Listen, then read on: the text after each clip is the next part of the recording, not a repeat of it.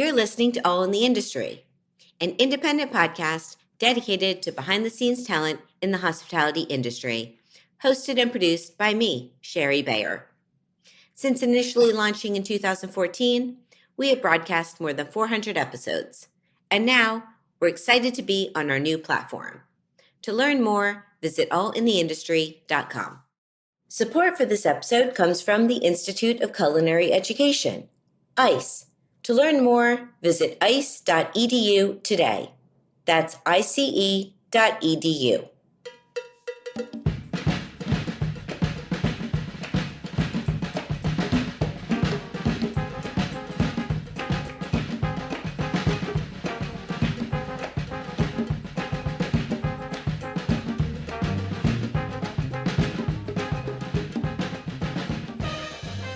Well, hello. Welcome to All in the Industry.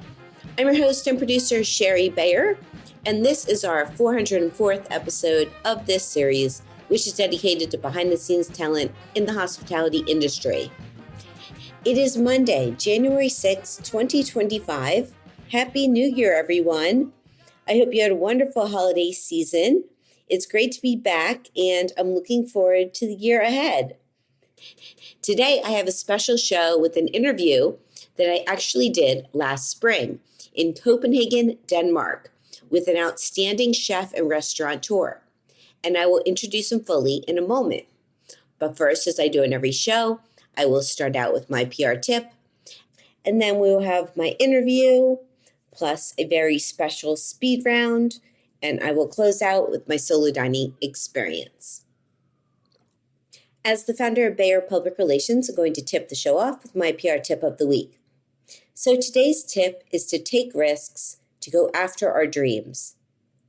Yes, let's not be afraid to make bold decisions based on our convictions and values. But let's always be willing to go for it, knowing that if we didn't, the loss could be worse and lead us to missing out on something or some things that are truly important to us. Now, only we can be the judge of what is worth taking a chance on, something that's in our guts or in our souls that we need to listen to, no matter what. So let's get quiet enough to hear that inner voice and take those risks for what we believe in, as life is too short not to take the gamble and go all in. That's my tip today. Okay, so I'm excited about my show today with my guest, who is Kristian Baumann, a Korean-born chef and owner of Koan, a 2 Michelin star restaurant in Copenhagen, Denmark, where he has cemented his reputation as a key figure in new Nordic cuisine. Kristian is also the chef and owner of Juju, a modern Korean eatery, also in Copenhagen, and was previously the chef and owner of Restaurant 108 and The Corner in Copenhagen, and he had worked with Chef Rene Redzepi at Noma, as well as at Relais and Manfred's. And I'm fortunate that I've had the opportunity to dine at all of these restaurants, as they are or were all fabulous and special in their own way. And then I got to meet Kristian for the first time when I dined at 108 back in 2018, when I was in town to attend the MAD Symposium, which was an outstanding experience. And I'm grateful that I had the chance to sit down with Kristian, not only this last spring at his restaurant, Koan, but also in April 2019 for an interview, which is a part of my episode 213, an on-the-road show at the 2019 Philly Chef Conference. And I had done a speed round game with Kristian in Philly, so I included it on today's episode after our interview. So if you missed it on our previous episode, you will hear it here. As I mentioned, our interview today was recorded in the spring of 2024 in April, the day after I had my second outstanding solo dinner at Koan. And we talk about Kristian's cooking career and what led him to open Koan, the history behind the restaurant, including several pop-ups that he did in Copenhagen, before opening, and we talked about an upcoming collab that he was doing in London that at the time I wasn't sure I was going to be able to make it to, but spoiler alert, I did go. It was about a month later in London with Kristian and Jeremy Chan at his sensational restaurant, Ikoyi, which I'd been to previously solo and absolutely loved, and had a chance to interview Jeremy as well. That's my episode 383, if you want to go back and listen. But this collab was truly special, as were all of my meals I've had at their restaurants. And both Kristian and Jeremy are in my Chef Wise book, which I'm so grateful for. So I've been very lucky to get to experience Kristian's cooking and hospitality many times, and a real treat to get to sit down with him at Koan and have a one-on-one conversation while the team was prepping for dinner service that evening. I apologize, it's taken me longer to get this show up than I anticipated, but I'm excited to share it with you all today. Thank you, Kristian, for taking the time to speak with me, and again, so much for your warm hospitality. Without further ado, here's my conversation with Kristian Baumann. Please enjoy. Hello, Kristian Baumann. Hello, good day. Good day, good morning. Good morning. It is wonderful to be here with you. Thank you. After having my second most amazing dinner last night on the other end of this gorgeous restaurant. Yes. At my table. Yes, exactly. When I come back next time, I expect a little label on my chair. Put a small gold sign on the table. Yes, thank you. Well, it's wonderful to be here in Copenhagen. Thank you for taking the time to do this interview with me, because I was looking back. We last spoke on air in 2019 at the Philly Chef Conference. Yeah. And actually, I was just back at that conference. They've renamed it the Chef Conference. Yes. And it was fantastic. Mike Trout does an excellent job. Yeah. But we have a lot to catch up on, because that was 5 years ago. Yes. So take my listeners back a little bit, give a brief preview to what you were doing up until maybe 2019. Yeah. With cooking. So tell us your life story. Yes. My life story is I was born in Korea, and then I was adopted. So my parents, they couldn't have children, so they adopted my sister, and 4 years later they adopted me. And then 4 years later, my mother, she went to the doctor, and she said to the doctor, "I don't understand why I'm gaining so much weight," because and then the doctor said, "It's because you're pregnant." Oh, wow. So we also have a small baby brother. And so I grew up in a very traditional Danish family, and my parents were very good at taking us to Danish Korean gatherings and exposing us to the culture of the birth country where we came from.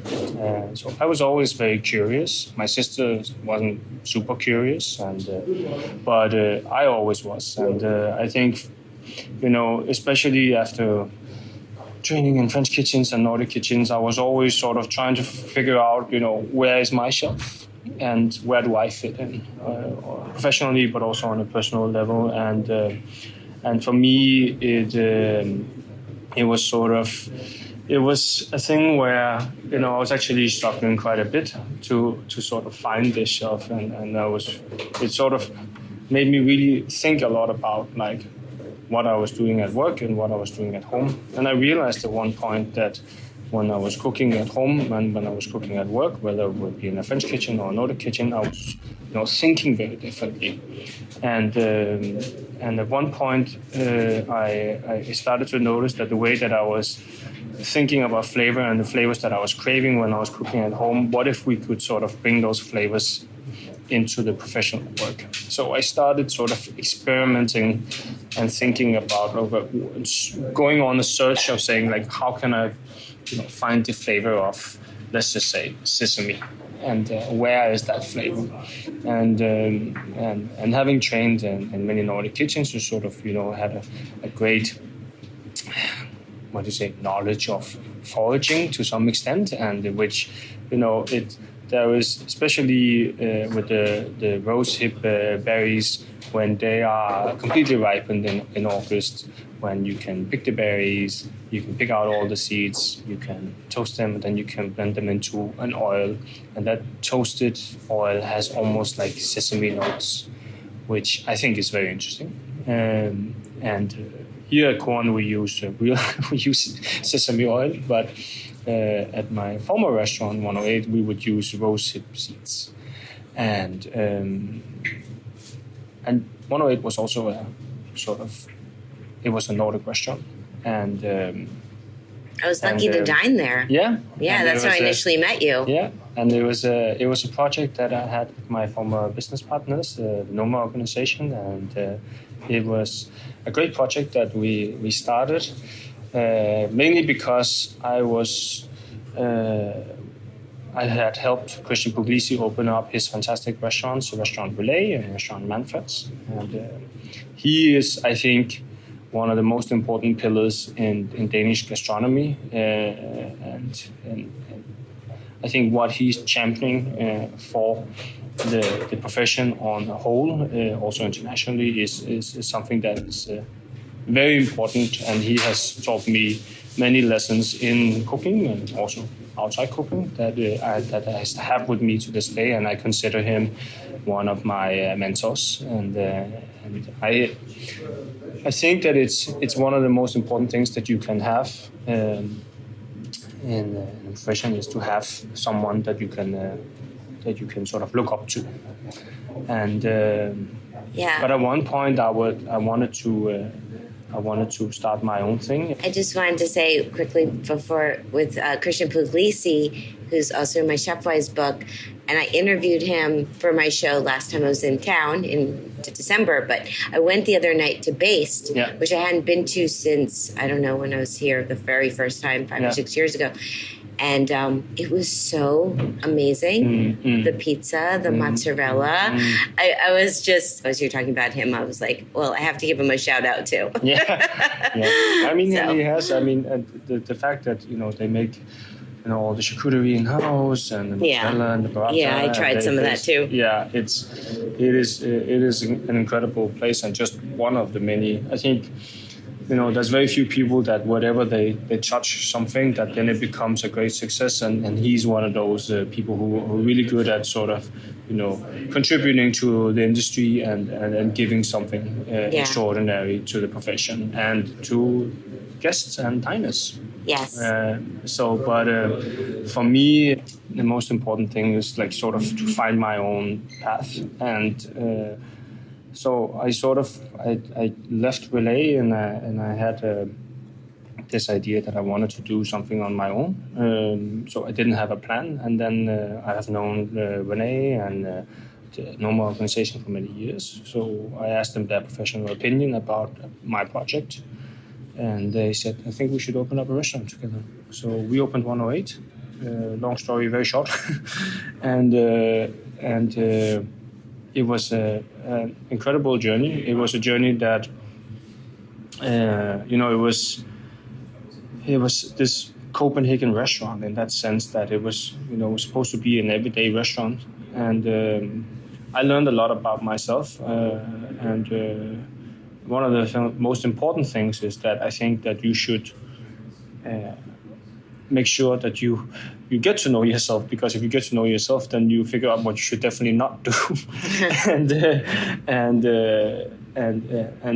108 sort of evolved over time, and one of the things that I took particularly notice in was the fact that I have a very big passion for making sure that the guests are happy and that I want to do it right, and that I never think that things are good enough. I think it can be my sort of my fault at some points, but I also think it's my fire, and it's also what makes us as a restaurant really good. It's because I'm constantly searching for something that can make us better, and 108 had great success. We won a Michelin star, which was never intended, but it's amazing. it was amazing. Congratulations! And then it was a great journey. And when COVID happened, the board had sort of decided that we should change up, and that the restaurant should close. And it was a very tough decision, but it needed to happen. And to this day, I'm grateful that it actually happened. And it sort of led us onto a new journey. And for me, at this point, we had to sit down and fire 47 people, and that was very, very hard. Yeah. People were crying, and everyone was trying to help them find new jobs. They're all very talented. At this point, everything was very uncertain here in Copenhagen. Vaccination percentage was like 5.7, 5.8%, and everything was extremely uncertain. So I said after I think I'm gonna go and open a new restaurant, and I don't know where I'm gonna end up, but I want to keep working with the core team. So I invited the core team to as many as I could to come with me, and we started a pop-up on Refshaløen at Distillery, and we were there for 3 months. And great success. That's why we launched Koan. Okay. So that was the beginning of our journey. Yeah. And so I took the idea of, I borrowed whatever money I could borrow in the bank, which wasn't a lot. And then I bought plates from Korea, and then we had friends and family help us, come with chairs and tables and help with decorations. And then very fast we set up this pop-up, and it was a great success. And then the country shut down again, and when you were a newly established company, there wasn't like any compensation, because you had to show that your turnover from previous years in order to get compensation, and also we didn't really want to be sitting at home, so we said we're going to do takeaway. So we created meal kits that was like 95% done, and then we would drive home to people, and then they would have this meal kit that they had pre-ordered, and then they could finish heating up the sauce or plating the dish, and then they could have like this 5-course menu at home during the lockdown.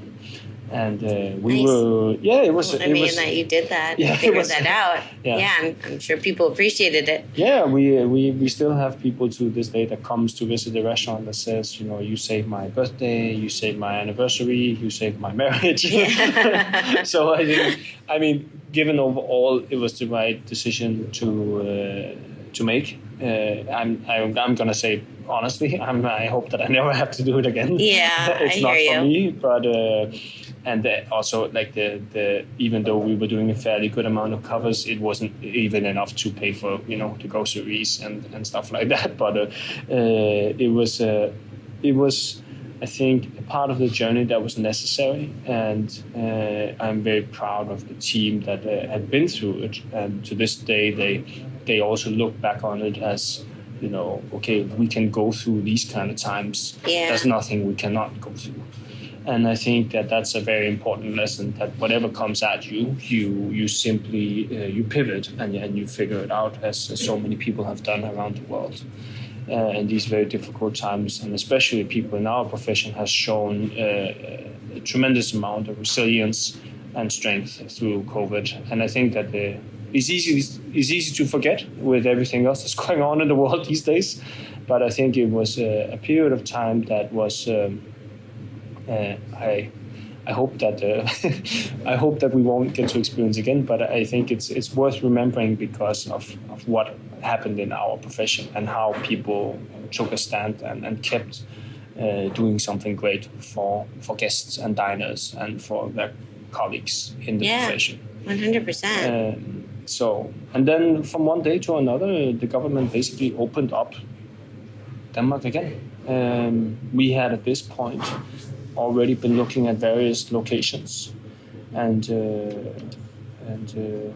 it was, we were in negotiations with a few different ones, and then we had actually signed on a lease, the first part of the lease, and then when the government opened the country again, the landlord that we were in negotiations with, he became like very not so nice. And I said, if this is how you're going to be, then I don't think we are the right fit for you. And then we sort of said, okay, let's part ways. And then I spoke to a few different people about what should we do next. And at this point, Relay had closed their doors after operating in 10 years, which is a very long time in our profession. And so Restaurant Relay had closed, and I spoke to Kristian, and he said, why don't you come and do a pop-up here? And then we said, I don't know for how long it will be. Let's do 3 months, and then we see what happens, because no one knows what's going to happen. And then we opened up the Koan's second pop-up at Relay. What year are we in around? This is in 21. 21. Yes, I remember seeing this, following along online on Instagram, and I dined at Relay also. Yeah. It was back, the first time I was here, which I think was 2018? 17? Yeah. And I remember sitting in the front room, and it was lovely. So, but that restaurant is so, it's so special, and what that restaurant did for, especially in 2010 when Kristian and when he opened the Relay, and I was there, and Jonathan Tam from that has Yatak today which he's the guy who was the driving force, because we started together, and when I left John, he stayed until the end, and he was Relay for up until the restaurant closed, and he was sort of the driving force on the day-to-day basis, and an amazing creator, amazing chef. And if you haven't visited his restaurant Yatak, then it's a place that it's definitely on the list when you go to Copenhagen. And I was fortunate to dine there last time I was here and met him, and I'm going to do an interview with him on Friday coming up. Perfect. So I'm excited. I'm excited to chat with him because I don't know his whole story, but I love that you have that connection and you giving him a shout out. Yeah. My meal there was fantastic. Yeah. It was at the chef's counter and very special. It is. And then I think that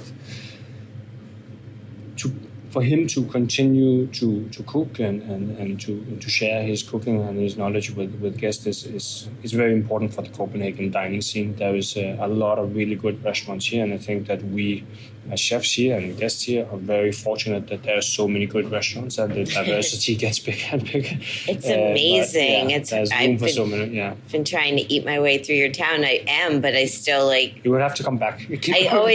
Or stay for a very long time. Well, this is my 4th time here, which is pretty awesome. But yes, there's amazing restaurants here, and I love what he's doing there, and I love what you're doing here. So, okay, so you had the pop-up at Relay, and it lasted longer than you expected? Yeah, because we initially was only supposed to be for a couple of months.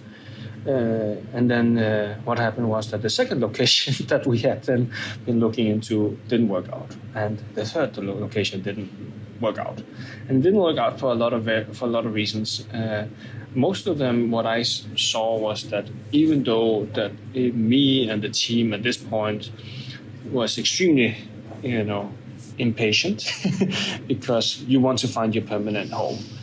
You want to make sure that this is not just a pop-up. You want to make sure you have some kind of guarantee other than 3 months and 4 months and 6 months. And of course, we were lucky that we could stay for Relay a long time and that it was a success and guests would come.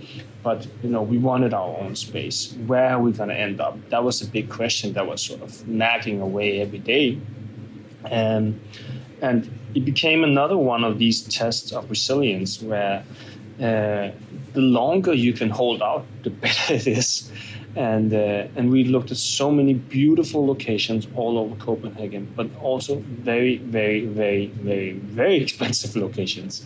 And one of the things that we would have to compromise on was the way that we run the restaurant, the way that we operate the restaurant if we had gone into one of these locations. And what I mean by that is that, by having a very expensive rent, by having a beautiful location with very expensive rent, it also means that you have to operate lunch and dinner properly 5 days a week. And that creates, I think, an environment that I didn't want for myself, most importantly. I didn't want it for my staff. So it became one of those markers where we said, okay, if this has to fit into what the restaurant is, then we need to be very smart about the location that we can find, and we shouldn't compromise on our criteria. And so we kept looking, and one day we were at a meeting with the landlord that is out here, that had 21, that had purchased this building that's called School, which is a heritage listed building straight on the water side, not too far from the Little Mermaid. And that this landlord, they specialize in heritage listed buildings all over Copenhagen. And they had a dream of that they want to revive the area and they want to revive the building. And we went to see one of the locations further down from where we are now. And it does not have 4-meter ceilings, so it wasn't so much for us. But then when we left the meeting, I asked, what's in the other end of the building? And he said, that's a restaurant there. And I didn't really think much more about it. And then a few months went by, and then I looked at the real estate agent's website, and I saw that the space had come up the lease had come up for sale. And it was a brasserie with 70 seats inside, 150 seats outside. Wow! Horrible decor, and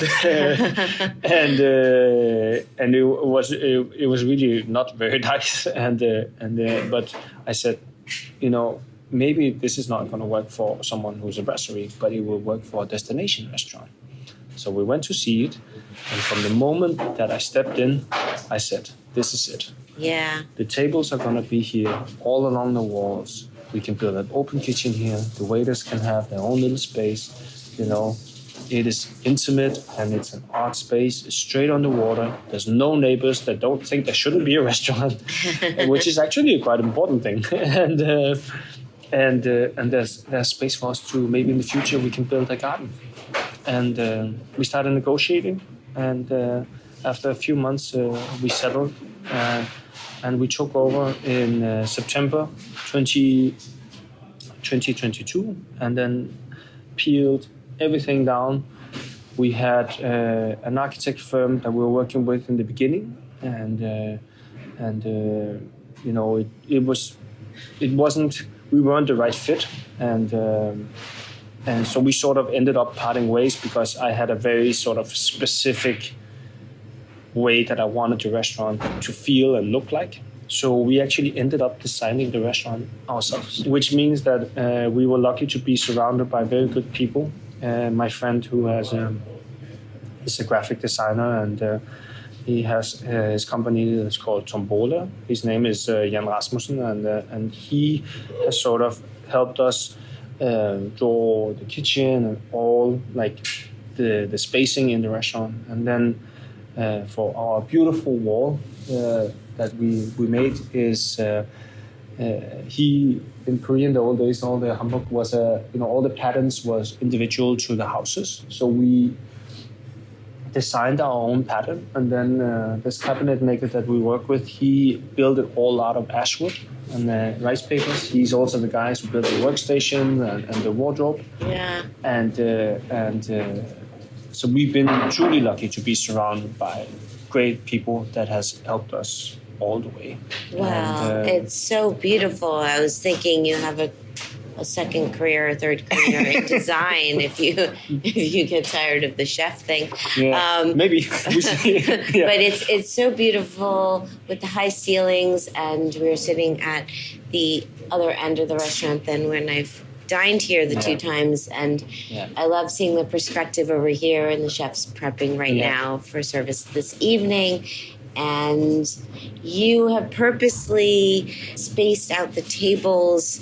Yes. So it's, as I've said to you when I've dined here in New York or elsewhere, they might pack it in. Like you said, even the brasserie was 70 seats because you're doing like a third of that eight now, tables, right? so maximum 23 guests. Yeah, you've spaced out the tables and you're only doing dinner service. Dinner service and one seating only, because we looked at what we wanted to do in terms of the table plan, and could we squeeze in an extra table? Maybe we could, but at the end of the day, we looked at each other, all the management, and we said, okay, the big question is what is best for the guests?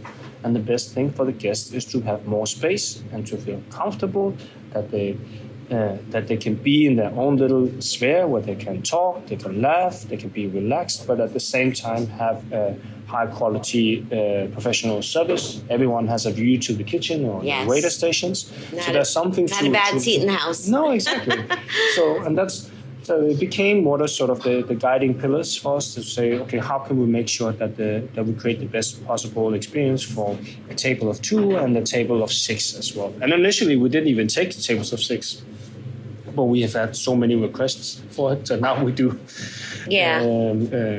So we opened our doors on April 4th of 2023, and it's been, a long journey getting to this opening day, but at the same time, it still feels very new because the restaurant just turned 1 year here. Happy 1 year! Congratulations! Thank you so much. It's a big milestone. It is the first year to go through the seasons, and I think that it's important to celebrate the small moments, and then for me, the even more important thing is not to rest on your laurels and make sure that you continue and you get better, and that the menu changes so that people want to come back and visit. And from opening, everything went very fast. We had on our opening day, the second guest on our opening day, we believe was a Michelin inspector, and we don't know for sure, but we have a very good hunch that we had many visits the first 5 weeks, and 10 weeks after we opened, we were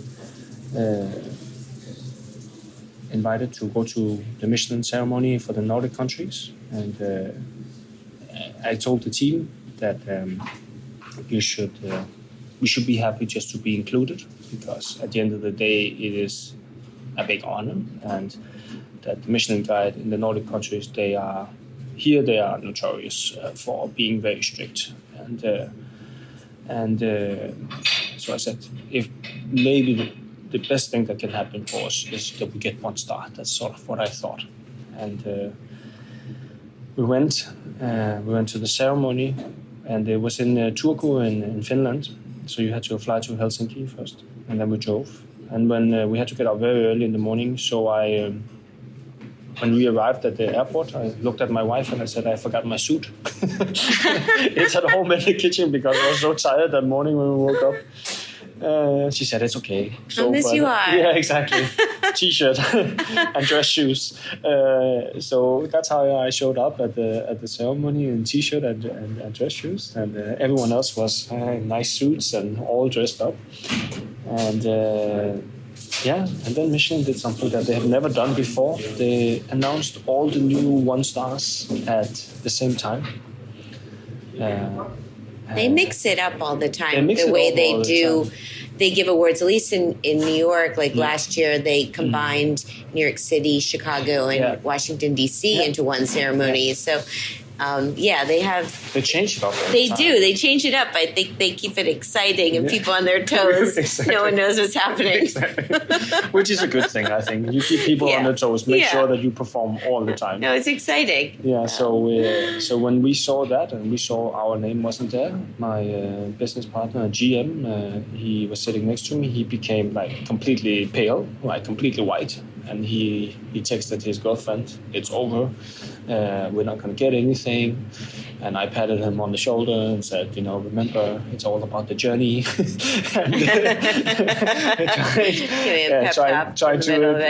Trying to save face amongst, we were sitting there amongst all our colleagues, and for me it was a very difficult moment because we don't have any big investors. It's my wife and I all along the way that has gambled everything that we own to be here. And many times it has looked like it wasn't going to work. And then we have friends and family who has helped us over the finish line by borrowing us money and investing a little bit. But there's no big money tree behind us. So we needed this to work. So I thought that we were going to get like maybe a one to watch award or something like that. Yeah. So when we saw that we were announced as the newest 2-star in the 2023 guide, it was something that I completely almost broke down, because I felt like the stone that I carried around since 2020. I get emotional talking about it because it's a lot we've been through. And we've been through, like I said, the pop-ups and the takeaway and all the trials and tribulations over the years. And then for us to open and be awarded with 2 stars straight off the bat is very exceptional, but it's also something that it's what we need, and it's what would, I know, guarantee the restaurant a healthy life, or a very good start at least, because you still have to perform at all times. And so I felt like in the cartoon where, Asterix and Obelix, Obelix, he's very strong and he can carry the stone, but when the stone disappears, then it's a different perspective. And I felt like that stone that I've carried around for years, that was gone, and we could finally dream with no limitations, and we could do better for our staff. We hired many more people, and we could stick to the plan that we wanted to have for the restaurant, that we've been true to all the way, where we wanted the restaurant at the permanent location to be open Tuesday to Friday and 1 Saturday a month. And no lunch service, only dinner, 1 seating. And for me to be able to provide that lifestyle for my staff, but also for myself, is very important. It is still intense. We still require a lot because I believe that we have to get better in everything that we do. But we are in a place right now where we start in the kitchen at 9 o'clock in the morning. We sit down for lunch at 11 to 11:30. Then we work throughout the day. The waiters come in the afternoon. They're not here yet, as you can see. and then we sit down and have a family meal in the afternoon, and then we open at 6 o'clock. All the guests arrive between 6 and 7, and then around 9:30 and 10, all the younger chefs, all the chef de parties, they leave, and then the sous chefs stay a little bit longer, and then I stay and close at 12 o'clock with the waiters, with the front of house. And I can't really remember at any point in my career growing up in any kitchens where I would leave around like 9:30, 10:30 from a kitchen, and have time off for family and friends in the weekend. I'm also a workaholic, so I'm not trying to blame my former workplaces at all, and I've never. But I think it's something that has to change, at least the way that we are working, and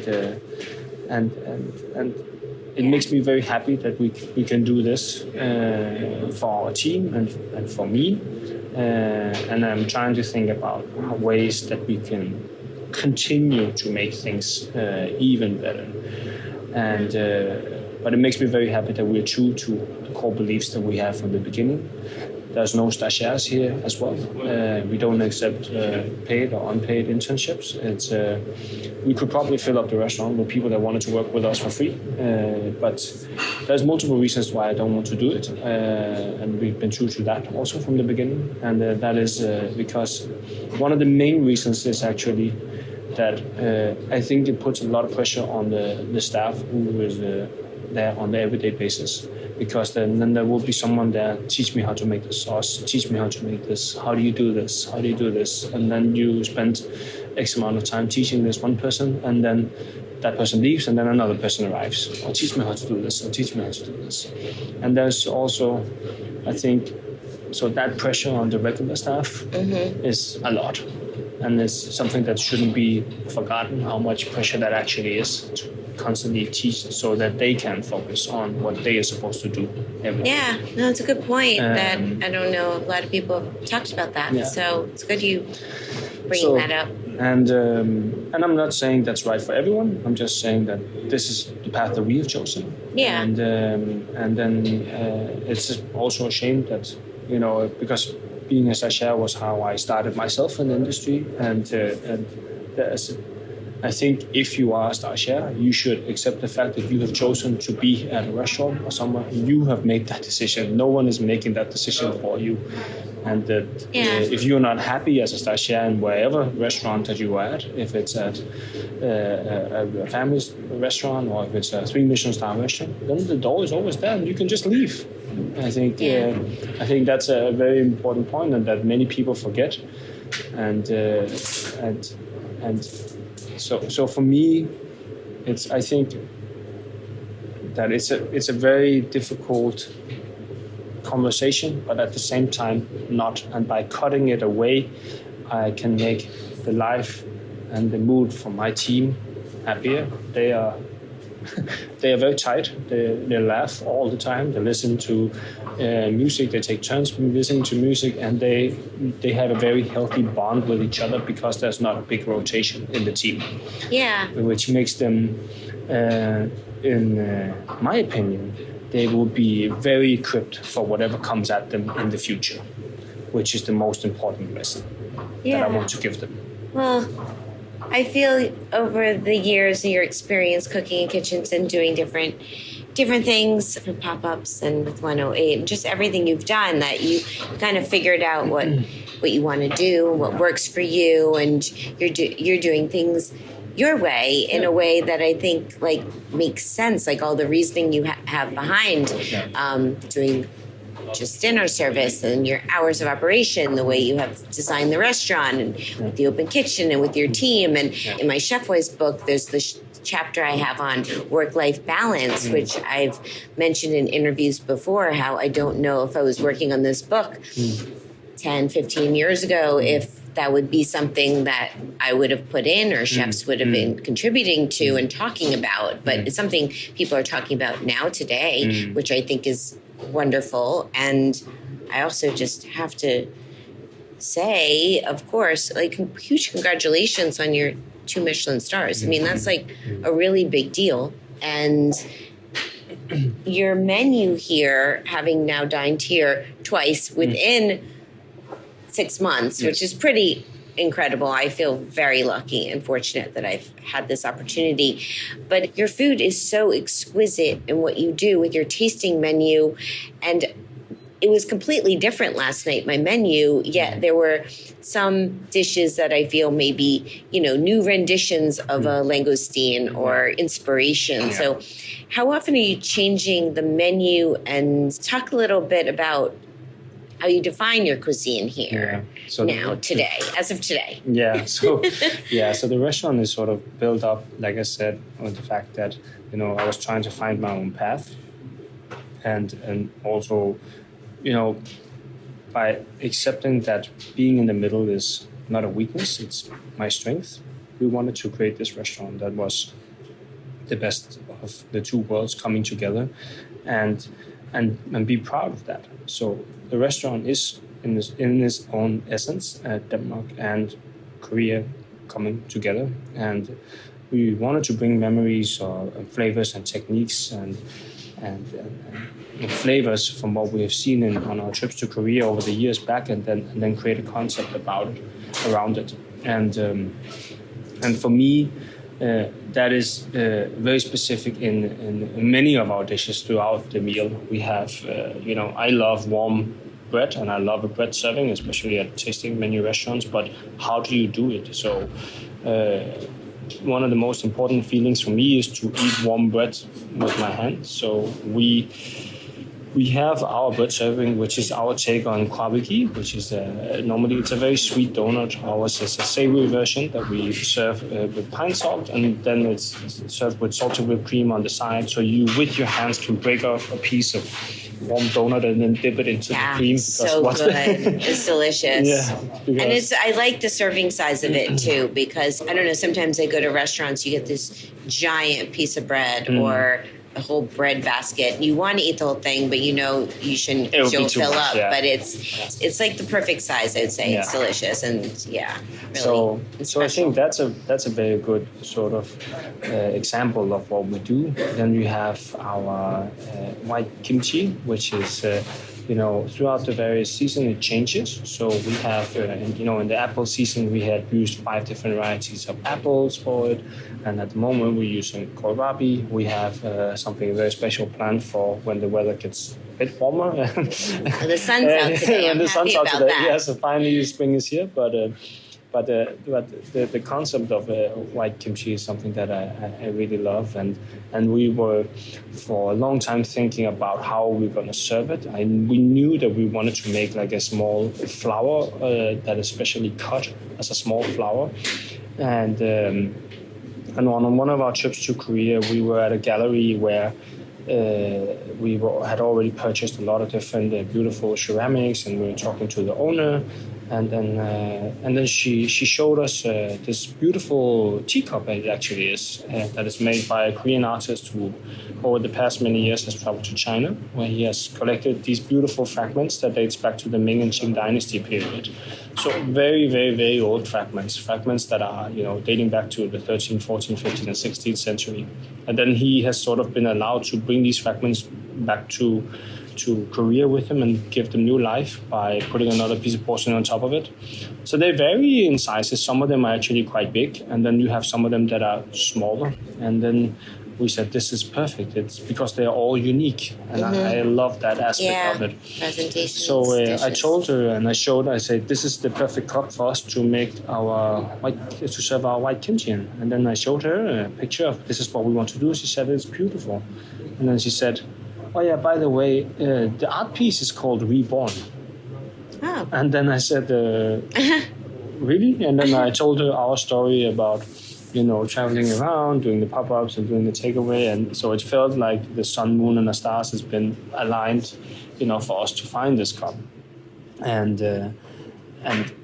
so even though that it changes throughout the season, I think it's these stories that means a lot to me, and it means a lot to our diners, and flavor-wise as well. It's for me leaning against like a traditional white kimchi, but then it's spiced with a little bit of elderflower oil and aromatic herbs depending on where we are in the season. Another dish that I'm very proud of is that we have our sundae, which is a traditional Korean pork blood sausage. It's actually something that you serve as it's hangover food. Oh, really? It was delicious. And it was another eat with your hands. Yeah, exactly. Yeah. And so for me, it's like we talked about, like, how can we elevate this into something that, for me, the most important thing is that it's moist and that it's warm. And I didn't want to serve it in a soup. So we said, okay, how can we play around with this? And we came up with a technique of combining it where it's cooked, so it's crispy on the outside, and then we make a fresh sauce as well that we put on top, and then we serve it with dried black currants, which has this special, for me, reminiscence of what Danish flavors can be. But it also has a beautiful acidity that goes quite well with the pork blood and the warm spices and the sausage. And combining these two worlds again together, it really works for me. And it worked for me. Yeah. I mean, the tasting menu was exquisite. First of all, the presentations, and I love hearing the stories behind the dishes, and you presenting some of the dishes, different people from your team, like Sebastian and Laura, who did a fantastic non-alcoholic drink pairing for me with so many amazing juices and tea, and I love that. But yeah, the whole thing was exquisite food, but delicious. I mean, I would say one of my favorite courses was the caviar with the tofu, with the tofu and strawberries. And I was watching your team prep that dish as I was sitting near the open kitchen. Well, everyone can see the open kitchen, but I mean the amount of care and love that goes into each dish. The tofu is also impressive. it can be I mean, me personally, I really like tofu. I think it's but I know that many people struggle with it, and I think texture is one of the most sort of important things for, especially if you want to serve tofu to. But that's I mean, I would say I'm one of those people that I like tofu, but it's not it's not like my go-to. I love this or a comfort food for me. It's just I enjoy it when it's done really well. And that I think your dish would turn anyone into a tofu lover. Well, we've had people and say a that caviar before. lover. The caviar helps. The caviar also helps because it's good. It's very high quality, and the purveyor that we're working with, and they only salt the caviar, which is, you know, it's a very big thing because it's ensure the qualities all the way around and the cleaner flavor. But the pine nut tofu in itself is sort of where the idea started, that it should be tofu and caviar, and for me, you know, having these dried strawberries there is very interesting because there's a tiny bit of, we have like a langoustine cream we also serve with the tofu, pine nut tofu. There is also some of the langoustine tail there, and then we have these dried strawberries that is, you know, from the farm that I used to work at when I was a kid, and I didn't have a newspaper route. I worked for Torben and Lisbeth. They have a beautiful berry farm outside Copenhagen, and I worked for them. And so we still serve in the season all their berries and different fruits and vegetables that they have, and then we preserve a lot of them. And I think one of my favorite flavors is dried strawberries, and I think especially red shellfish and dried strawberries, they work quite well together if it's done correctly, and I think also the sweetness in it adds another level to the actual dish, and takes it in a different direction where it matches the savory notes that you and the nutty notes that you have in the caviar in itself, that matches the nutty notes in the pine nut, and then you have a little bit of bitterness in the mustard seeds that is also there, but the strawberry again matches the sweetness in the langoustine, which is so for me it's an all-around dish that really works well. Yes, I could tell you obviously. Think about it. Yes. You obviously have spent a lot of care. So I'm glad you enjoyed it. That's what I'm trying to say. No, I did enjoy it. Your langoustine, every time two times I've been here, I love that dish. Your dessert, also with the caviar. You know how to use caviar. It sounds like we have a lot of caviar on the menu. No, it was just the other. Yeah, it was the two. It was that one, and with the ice cream at the end. Yeah, so we have it's basically a tea dessert, and then we have souffle that we season with milk oolong tea, and then on the side we serve you ice cream which is made from roasted seaweed that's served with hazelnut oil and caviar that has a special caviar that has even more nutty notes in itself. But you know, for me, from when the guests they book a table on the website, you go to a website. There's not a lot of information besides, you know, a little bit about what the restaurant is and then what we offer. There's no pictures, and it's intentionally because we wanted to create sort of the experience that it should be a surprise all the way. You arrive at the restaurant, and you know, you're greeted in a small room. the waiters, and they greet you, they check your jacket, and the doors open, and then you come into this beautiful other dining room. It is where beautiful. That is a very different from the room that you arriving in, and the communication throughout the entire experience is with the front of house and with the chefs, and there's not a lot of, you don't really get one menu that presents the different drinks pairings, but it's everything else is verbally, and that's on intention because we want people to engage in the experience as much as possible. Of course, if they have a business meeting, we let them have a business meeting. But we want to create an experience where you basically don't see the menu, you don't know what you're having next until the very end. Yeah. And I think it makes me very happy that the guests are open to that experience and want to try that. Yeah, it's wonderful. Yeah. Okay, so I know you have to go, but I have 2 quick questions. If the first is you have an upcoming collaboration with Jeremy Chan of Koan in London, which looks amazing. If I can get there, I will. How did that come about? You guys are both in my book, Chef Wise, which I'm honored. Yes. And I had a fabulous meal at a Koan a couple of months ago as well, and Jeremy is amazing. So we've known each other for many years, and actually I cooked with Jeremy in 2017 at his old location, 2017, and his old location, and he is, I think for me, he's an amazing chef that is very true to who he is and what he wants to serve to his guests, and I think that's really shines through on the plate.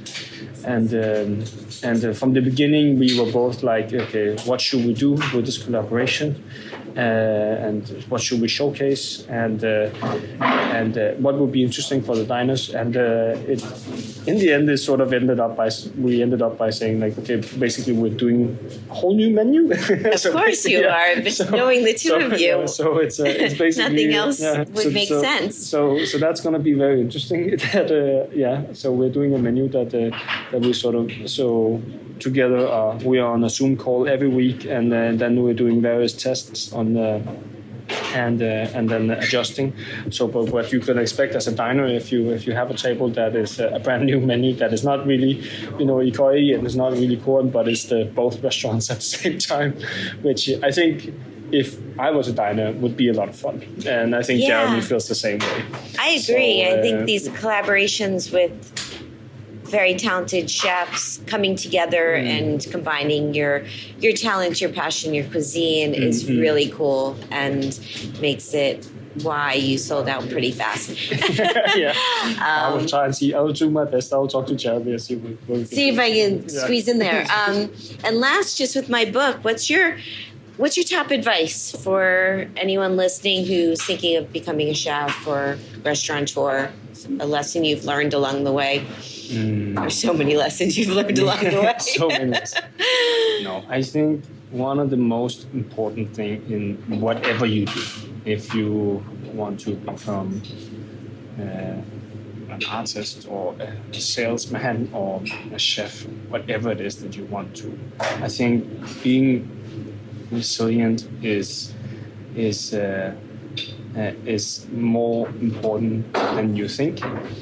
And then it might not seem like it, but 95% of what's important lies within the training. And that means that, it might not seem like the end goal all the time. Like, to give you an example, that when we were doing the pop-ups, when we were doing the takeaway, I considered that training for us opening up a permanent restaurant.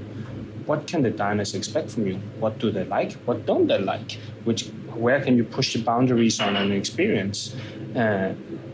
What is the price level? What does people expect at different price levels? Which kind of wines do people like? What do they expect when you open a restaurant? But the training is more important than the actual goal, and it is what I think is very exciting, and I think many people forget that. And if you forget it, then you, in my opinion, it will show. It will simply show that you haven't done your homework, so to speak. And I remind myself of that all the time, that we have to do our homework, we have to keep training, so whatever comes at us, we will be prepared for it. Wow. Great advice, and congratulations Thank on you. everything. I just want to say, it's like I'm proud of you for what you've accomplished with your team. You have a fantastic team, and you've built a beautiful restaurant. Your cuisine is so wonderful, and honored to know you, to have dined here twice, and to have you in my book. So thank you so much. I can't wait to see how your career and restaurant, everything continue to progress, and enjoy the sunny day. Yeah, thank you so So much. thank Thanks you. for having me. Thank you for your time. And here's my special speed round game with Kristian, which we recorded in the spring of 2019 during the Philly Chef Conference. So, do you want to play my speed round game? Yeah, sure. We can do that. It's fun. Yeah. It's just, I name a few things and you pick your preference. Yeah. It's a choice. So either chocolate or vanilla is an example. Yeah. Okay. Okay, great. Here we go. Eat in or eat out? Eat out. Wine, beer, cocktail, or mocktail? Cocktail. Tasting menu or a la carte? A la carte. Small plates or large plates? Small plates. Communal table or chef's counter? Communal table. Tipping or all-inclusive charge? Tipping. Biking in Copenhagen or any other mode of transportation? Biking. Yeah, biking. Gotta go with biking. Okay, a few more. Oslo or Stockholm? That's difficult. That's actually I very different. finally stumped you. Stockholm. Okay. Stockholm. Stockholm. Yeah. Cheese plate or dessert? Dessert. Manhattan, Brooklyn, or Copenhagen? Or Philadelphia? Make it tough. Yeah, I'll make it tough. I would say Manhattan. Oh, really? Wow, I thought you were going to go with Copenhagen. In terms of, I mean, it's home. It's home, but I mean, in terms of traveling, Right. I really like it. We just came, but I think it's also because I have a lot of friends there, and I associate Manhattan with visiting friends, and that's what it's about to me. So to go there and then see all my friends, it makes me so happy, and it also makes me appreciate what I have back home a lot.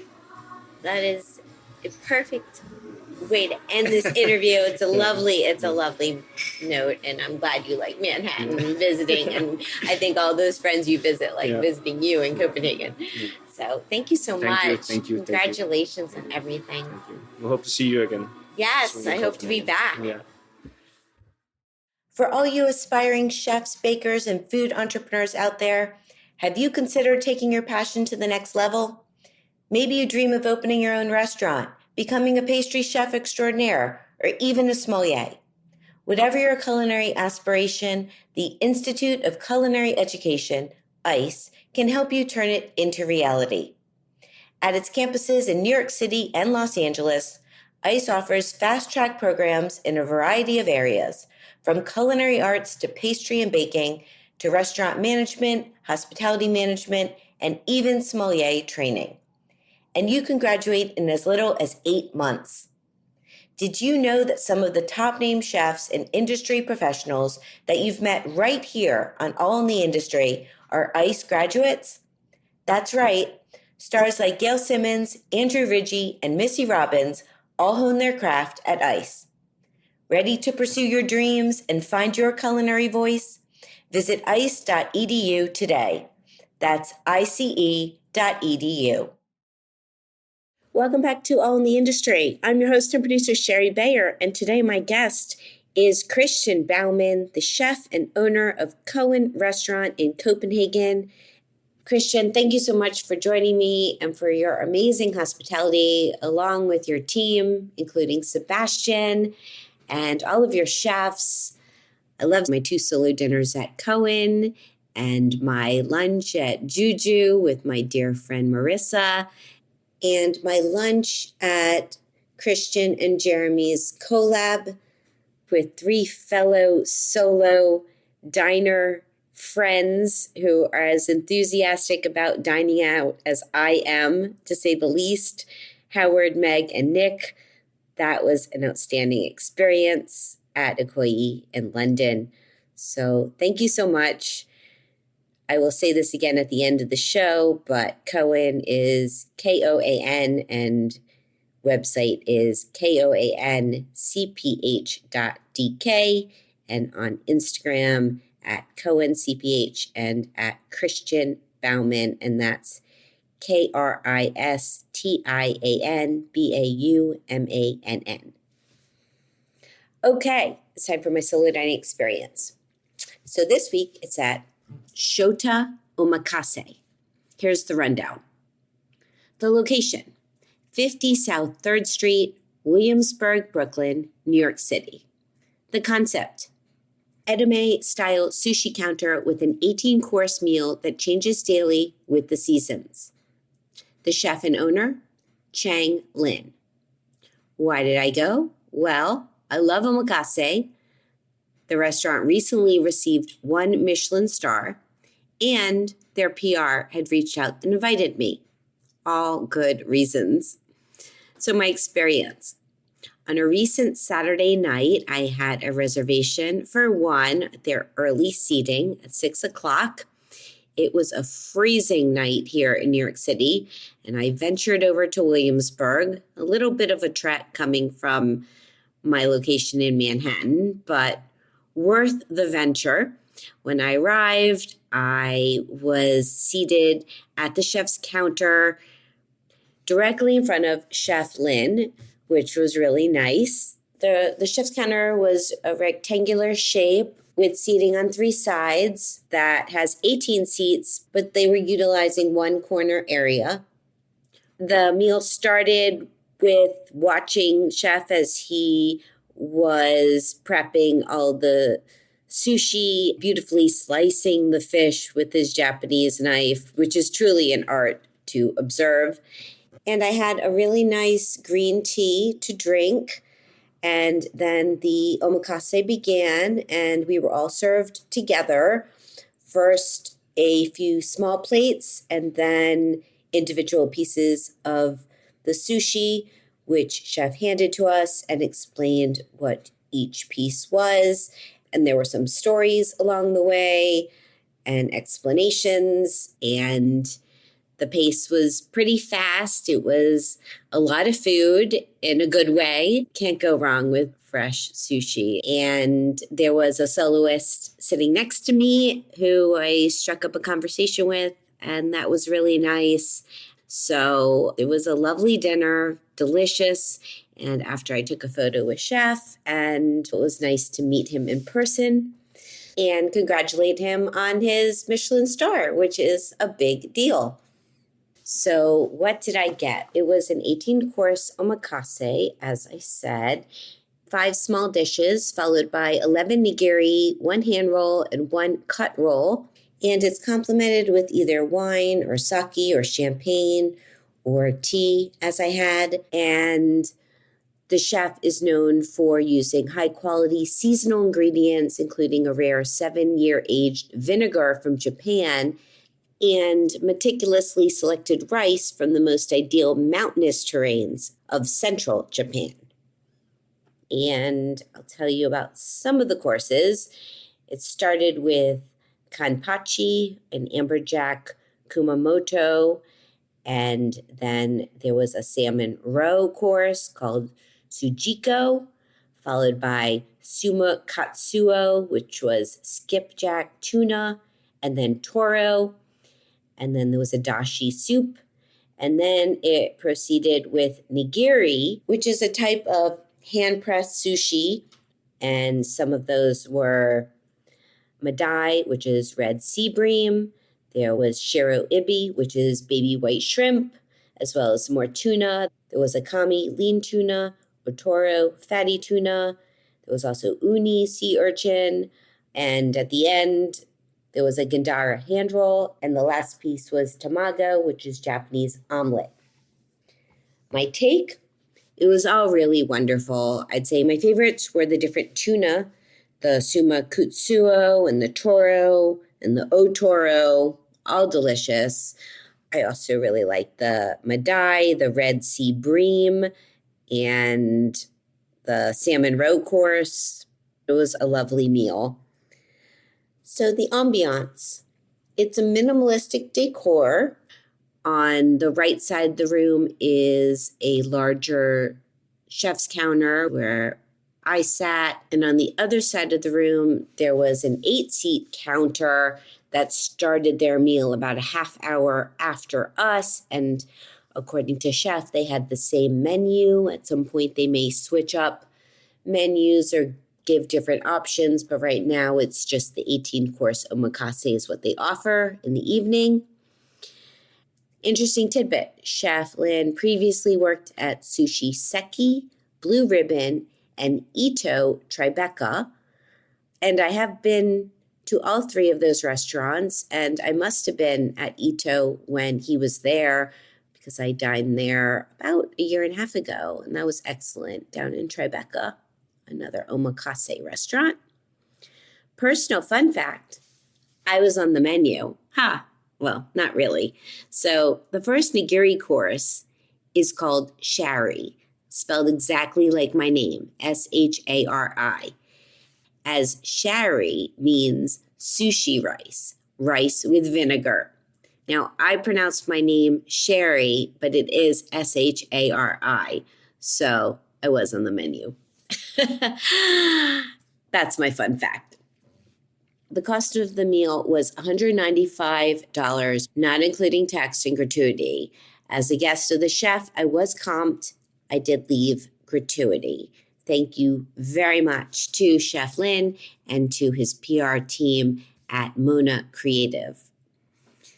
Would I go back? Yes. Their website is shodaomakase.com and Instagram at shodaomakase, and chef is at sushi.chef.cheng.lin. So there you go. That's my solo dining experience. Thank you again to Chef Lin and his team, and congratulations again on your Michelin star. And that's the show. Thank you so much to Kristian Baumann and his team at Koan. Again, his website is koancph.com and on Instagram at koancph and at Kristian Baumann. Follow him, check out his website, and if you can get to Copenhagen, go. His restaurant, Koan, is amazing, and Juju is also wonderful. It's more casual, and I do hope you can get to Copenhagen. It's one of my favorite cities in the world. I've now been 4 times. It's awesome food, awesome people, awesome vibe, awesome bike culture. A little too cold, but all the other factors make up for it. So that's my take on Copenhagen. I would go back anytime. And again, my apologies for taking so long to get the show up. And I also have another chef interview from Copenhagen coming up soon. So stay tuned for that.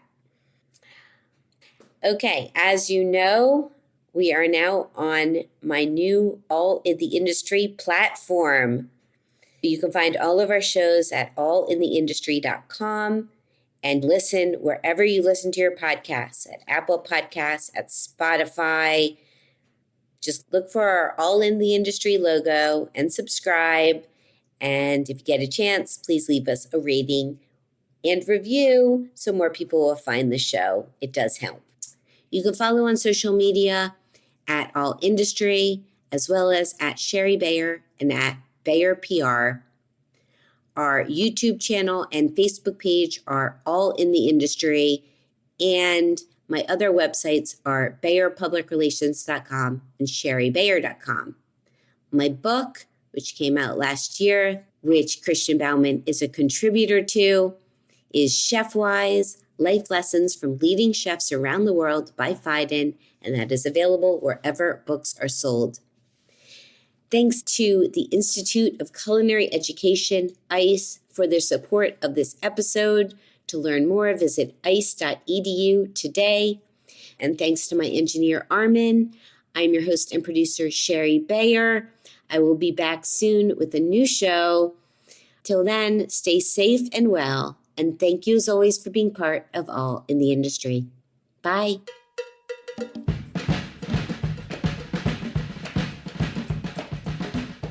All in the Industry is an independent podcast hosted and produced by Sherry Bayer.